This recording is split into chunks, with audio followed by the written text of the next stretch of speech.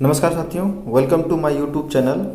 देखिए 65th BPSC का ये मेरा सेकेंड वीडियो है। इससे पहले मैंने बोला था कि 15 क्वेश्चन का क्वेश्चन एनालिसिस होगा जो 65वां बीपीएससी में पूछा गया होगा।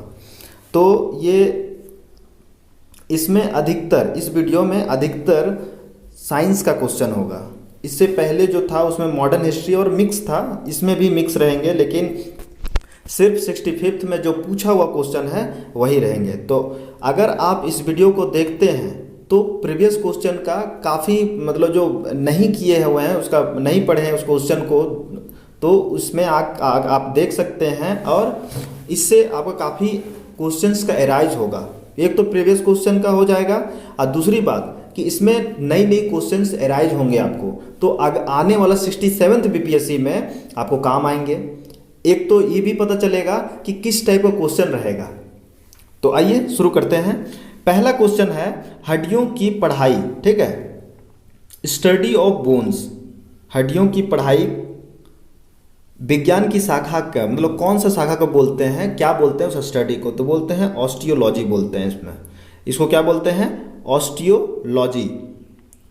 ऑस्टियोलॉजी ऑस्टियोलॉजी किसे कहते हैं? तो ऑस्टियोलॉजी का संबंध हड्डियों की पढ़ाई से होता है। पृथ्वी से संबंधित जो स्टडी होता है उसको क्या बोलते हैं? जियोलॉजी बोलते हैं। रक्त में एंटीबॉडी एंटीजन के अध्ययन को क्या बोलते हैं? सेरोलॉजी बोलते हैं। पर्वतों के अध्ययन को क्या बोलते हैं? पर्वतों के अध्ययन को हम लोग बोलते हैं ऑरोलॉजी। अगला क्वेश्चन है निम्नलिखित में से किसी कोशिका में कोई एंजाइम नहीं होता है। किस कोशिका में, मतलब कौन से कोशिका में जो है, किसकी कोशिका में एंजाइम की कमी होती है, एंजाइम होती ही नहीं है? तो इसमें होगा विषाणु, ठीक है। वायरस में एंजाइम नहीं होता है, बाकी लाइकेन में होता है, जीवाणु में होता है, शैवाल में भी होता है। इसका देखते हैं कि क्यों नहीं होता है। तो लाइकेन, जीवाणु और शैवाल, लाइकेन, जीवाणु और शैवाल कोशिका भित्ति होता है। इसमें क्या होता है? कोशिका भित्ति होता है, परंतु विषाणु में कोशिका भित्ति का अभाव होता है। एक प्रोटीन कीट होता है जो कोशिका भित्ति की तरह काम करता है, ठीक है। विषाणु की कोशिका भित्ति में एंजाइम नहीं होता है। ये क्या करता है? प्रोटीन कीट के रूप में काम करता है, लेकिन इसकी कोशिका भित्ति में क्या होता है? एंजाइम नहीं पाया जाता है। अगला देखिए, मनुष्य के शरीर में के अंग में, ठीक है, लिम्फोसाइट का निर्माण होता है। मनुष्य के शरीर किस अंग में लिम्फोसाइट का निर्माण होता है? तो ये अस्थि मज्जा में होता है। बोन मेरो में लिम्फोसाइट का निर्माण होता है, प्रोडक्शन होता है। लिम्फोसाइट श्वेत रुधिर कणिकाएं होती है जो शरीर की प्रतिरक्षा तंत्र को मजबूत करती है। इनका निर्माण अस्थि मज्जा की स्टेम सेल, ठीक है, स्टेम सेल में होता है। इसका जीवन काल कितना होता है? 2 से 4 दिन होता है। इसका जीवन काल कितना होता है? 2 से 4 दिन होता है। अब इस जब आपका वीडियो देखा हो जाएगा, या तो आप रोक रोक के इसमें देखेंगे क्योंकि इसका इमेज भी डाला हुआ है। निम्नलिखित में से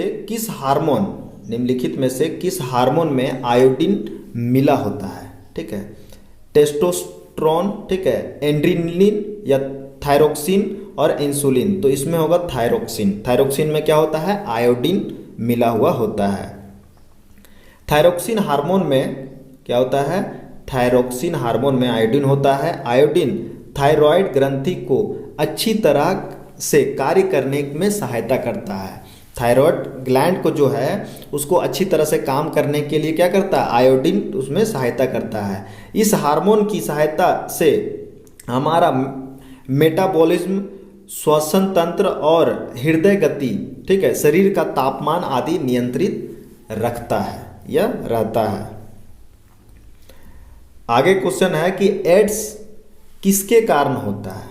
ठीक है, एड्स किसके कारण होता है? तो ये एक तरह का वायरस है। एड्स एक तरह का वायरस है।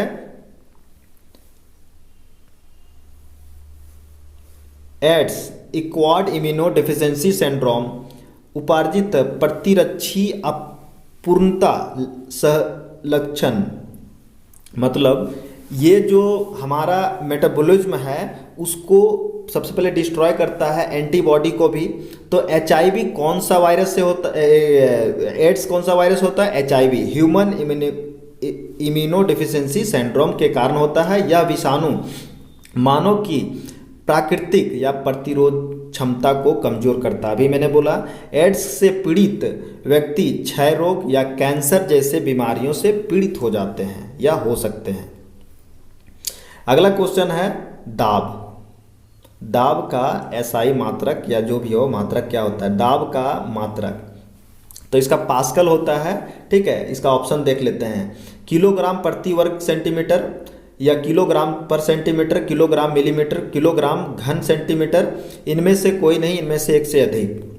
अब देखिए इसका होता है पास्कल, तो इसमें से कोई नहीं होगा, इसका ऑप्शन ई हो जाएगा। किसी तरह के इकाई क्षेत्रफल पर लगने वाले अभिलंब बल, ठीक है, किसी क्षेत्रफल पर लगने वाले अभिलंब बल को क्या बोलते हैं? दाब बोलते हैं, ठीक है। दाब का SI मात्रा क्या होता है? पास्कल होता है। इसकी इकाई जो होता है न्यूटन पर मीटर होता है। क्या होता है? न्यूटन पर मीटर, ठीक है, न्यूटन पर मीटर होता है। तो यहाँ पे न्यूटन पर मीटर दिया ही नहीं है, इसीलिए ये आंसर इसमें ई होगा।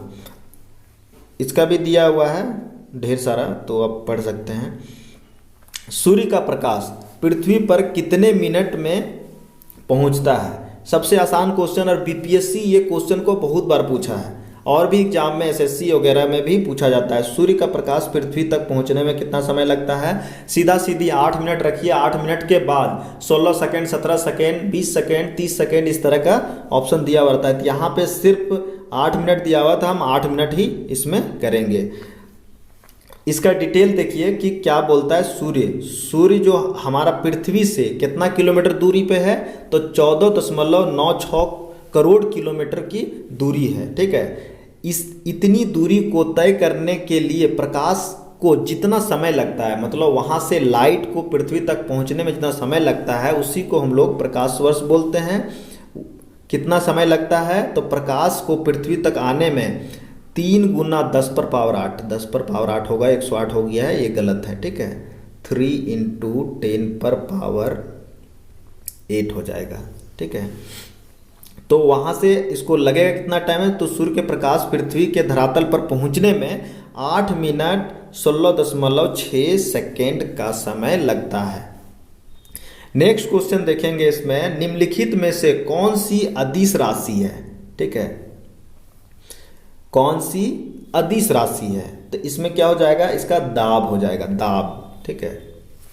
अब देखिए अदिश और सदिश, सदिश राशि में हमेशा व से शुरू होता है, ठीक है, या तो व उसमें उसका उच्चारण होगा, ठीक है, जैसे बल, ठीक है, वेग, त्वरण, ये सब क्या हो गया? ये सब सदिश राशि हो गया। इसका क्या है? जिन भौतिक राशियों, देखिए क्या होता है अदिश राशि, सदिश राशि, जिन भौतिक राशियों व्यक्ति व्यक्त करने के लिए केवल परिणाम की आवश्यकता होती है। क्या होता है? परिणाम की आवश्यकता होती है, उसे अदिश राशि कहते हैं। क्या बोलते हैं? अदिश राशियों को कहते हैं। दूरी, इसमें क्या क्या आएगा? दूरी, चाल, द्रव्यमान, दाब, आवृत्ति, आवेग, ठीक है। दूरी, चाल, द्रव्यमान, दाब, आवृत्ति, आवेग आदि ये अदिश राशि है। जबकि बल, वेग, त्वरण ये सब क्या है? सदिश राशि है। इसमें परिणाम के साथ साथ क्या होता है? परिणाम के साथ साथ दिशा की भी आवश्यकता होती है। इसमें क्या होता है? दिशा, मतलब किस दिशा में जा रहा है, उसमें सिर्फ कहाँ जा रहा है, बस इतना ही। अगला क्वेश्चन क्या है? निम्नलिखित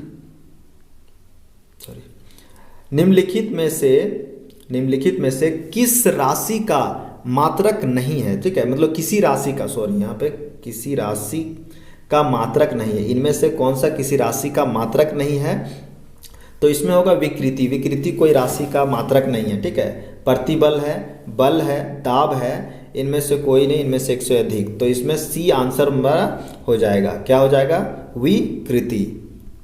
विकृति वस्तु या पदार्थ, विकृति क्या है? वस्तु या पदार्थ में होने वाले विरूपण को प्रदर्शित करता है। क्या करता है? विरूपण को प्रदर्शित करता है। जब बाह्य बल के कारण वस्तु की लंबाई में परिवर्तन होता है। क्या होता है? बाह्य बल के कारण वस्तु की लंबाई में परिवर्तन होता है। क्या किस चीज़ में लंबाई में परिवर्तन होता है? तो उसे विकृति कहते हैं। विकृति दो लंबाई का अनुपात है, अर्थात इसकी राशि नहीं होती है, इसकी कोई राशि नहीं होती है।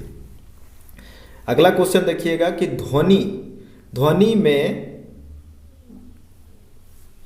अगला क्वेश्चन है ध्वनि में, वायु में ध्वनि तरंग होती है। वायु में ध्वनि तरंग होती है, कैसी होती है? अनुदैर्घ्य तरंग। ठीक है, वायु में ध्वनि तरंग क्या होता है? अनुदैर्घ्य तरंग। अनुदैर्घ्य तरंग यांत्रिक तरंग है। क्या है? ध्वनि तरंग क्या है? यांत्रिक तरंग है। ध्वनि एक प्रकार का ऊर्जा है। ध्वनि और लाइट दोनों एक प्रकार का ऊर्जा है। वायु के माध्यम में अनुदैर्घ्य ध्वनि तरंग कहलाती है। ठीक है, वायु के माध्यम में क्या कहलाती है? अनुदैर्घ्य तरंग ध्वनि तरंग कहलाती है। ध्वनि की चाल उस माध्यम के गुणों पर निर्भर करता है जिससे यह होकर गुजरता है। मतलब जिस भी माध्यम से ये गुजरता है उस पर निर्भर करता है कि क्या स्पीड होगा इसका और क्या इसका प्रकृति होगा। यह माध्यम तापमान पर भी निर्भर करता है। यदि माध्यम के ताप में वृद्धि हो तो ध्वनि की चाल भी वृद्धि होगी। ताप में वृद्धि होगी तो ध्वनि की चाल में भी वृद्धि होगी। नेक्स्ट क्वेश्चन देखेंगे, हर्ट्ज क्या है? हर्ट्ज के क्या मतलब हर्ट्ज में क्या नापा जाता है? तो इसको क्या नापा जाता है? तो आवृत्ति को हर्ट्ज में नापा जाता है। क्या नापा जाता है? आवृत्ति को, ऊर्जा को नहीं, ऊष्मा को नहीं, गुणवत्ता को नहीं। हम लोग साउंड को नापते हैं हम लोग हर्ट्ज में। ठीक है, आवृत्ति। हर्ट्ज आवृत्ति का एसआई मात्रक है। हर्ट्ज क्या है? हर्ट्ज आवृत्ति की एसआई मात्रक है। 19वीं शताब्दी के प्रसिद्ध जर्मन वैज्ञानिक भौतिकविद क्या है? रोडोल्फ हर्ट्ज। रोडोल्फ हर्ट्ज को समान देने के लिए आवृत्ति, जिसको हम लोग फ्रीक्वेंसी बोलते हैं, के माध्यम के रूप में हर्ट्ज को बनाया गया था। एक इकाई समय में किसी घटना की संख्या को आवृत्ति कहते हैं। ठीक है, एक इकाई में जो घटना घटती है उस संख्या को क्या बोलते हैं? आवृत्ति बोलते हैं। कितनी फ्रीक्वेंसी से वो आ रही है। ऊर्जा का मात्रक क्या है? जूल है। ऊर्जा का मात्रक क्या है? जूल है। और कैलोरी ऊष्मा का मात्रक है। कैलोरी ऊष्मा का मात्रक है। गुणवत्ता कोई भौतिकविद प्रवृत्ति नहीं है। गुणवत्ता कोई भौतिक प्रवृत्ति नहीं है। नेक्स्ट क्वेश्चन देखेंगे कि शरीर का तापमान किधर है? शरीर का तापमान नियंत्रित करता है किससे? ठीक है, हाइपोथैलेमस, मेडुला या हैलेमस। नेक्स्ट ऑप्शन क्या है इसमें? तो हाइपोथैलेमस इसका सही आंसर होगा। सेरेबेलम इनमें से कोई नहीं, इससे एक। हाइपोथैलेमस शरीर का तापमान को नियंत्रित करता है। हाइपोथैलेमस शरीर के तापमान को नियंत्रित करता है। यह मस्तिष्क क्षेत्र का छोटा सा भाग होता है। मस्तिष्क क्षेत्र का क्या है? छोटा सा भाग होता है। यह मस्तिष्क के आधार पर पिट्यूटरी ग्लैंड या ग्रंथि के पास होता है। कहाँ पे होता है? मस्तिष्क में पिट्यूटरी ग्लैंड के पास होता है। शरीर में हार्मोन को भी नियंत्रित करता है। शरीर में हार्मोन का भी नियंत्रित कौन करता है? हाइपोथैलेमस करता है। नेक्स्ट क्वेश्चन है, विद्युत धारा किस उपकरण से नापी जाती है? अब देखिए, विद्युत धारा किस उपकरण से नापी जाती है? एम्पियर। ठीक है, विद्युत धारा एम्पियर से। एम्पियर कहाँ? Ampere. Voltmeter, ampere, voltameter same चीज हो गया है। फिर है पोटेशियोमीटर, तो इसमें क्या होगा? एम्पियर होगा। एम्पियर इसका सही आंसर है।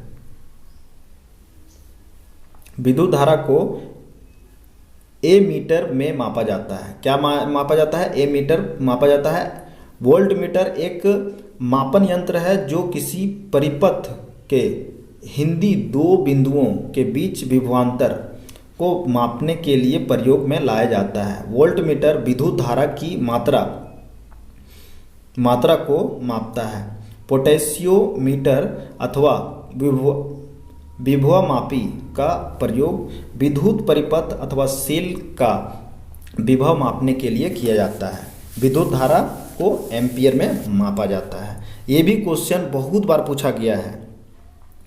नेक्स्ट क्वेश्चन देखेंगे कि विद्युत शक्ति की इकाई क्या है। विद्युत शक्ति का इकाई क्या है? वाट है। विद्युत शक्ति की इकाई क्या है? तो ये है, किधर है? वाट। वाट विद्युत शक्ति, अमीटर के द्वारा विद्युत धारा को मापा जाता है। अभी हम लोग पढ़े एमीटर। एम्पियर विद्युत धारा का मात्रक है। एम्पियर क्या है? विद्युत धारा का मात्रक है। कूलॉम विद्युत आवेश का मात्रक है। अब देखिए अलग अलग है। विद्युत धारा को मापा जाता है किससे जाता है? एमीटर से, और उसका मात्रक क्या है? एसआई मात्रक जिसको बोलते हैं एम्पियर है। कूलॉम विद्युत आवेश का मात्रक है। और वाट, वाट क्या है? वाट विद्युत शक्ति का मात्रक है। विद्युत शक्ति का मात्रक मतलब पावर क्या है? वाट है। नेक्स्ट क्वेश्चन है कि आधुनिक रासायनिक शास्त्र का जनक किसे कहा जाता है? बहुत इंपॉर्टेंट क्वेश्चन है। इसको लेवोजियर को बोला जाता है। किसको बोला जाता है? लेवोजियर को। इसमें रदरफोर्ड है, आइंस्टीन है, सीवी रमन है। ये सारे आपको एसएससी लेवल का एग्जाम या तो कोई भी एग्जाम में सब पूछता है, इसलिए सबके बारे में जानना जरूरी है। तो यहाँ पे पहले लेवोजियर के बारे में पढ़ते हैं, ठीक है। आधुनिक रसायन शास्त्र का जनक लेवोजियर को कहा जाता है। कैसे इसको कहा जाता है? तो ज्वलनशीलता में ऑक्सीजन की भूमिका की खोज की थी, ठीक है। खोज के लिए विशेष रूप से प्रख्यात है। ये क्या किया था? ज्वलनशीलता में ऑक्सीजन की, ठीक है। लेवोजियर रासायनिक तत्वों के नाम रखने की पद्धति शुरू की थी, जिसमें रदरफोर्ड के परमाणु का मॉडल, ठीक है। अब रदरफोर्ड क्या है? परमाणु मॉडल को दिया था। आइंस्टीन की सापेक्षता का सिद्धांत, ठीक है, जिसको बोलते हैं रिलेटिविटी, ठीक है, रिलेटिविटी सिद्धांत, ठीक है। E equal to M C square, ठीक है, सी स्क्वायर 2 लिखा गया है, एम सी स्क्वायर होगा, आविष्कार किया था। जबकि रमन ने प्रकाश के प्रकीर्णन के बारे में, रमन प्रभाव के नाम से जाना जाता है,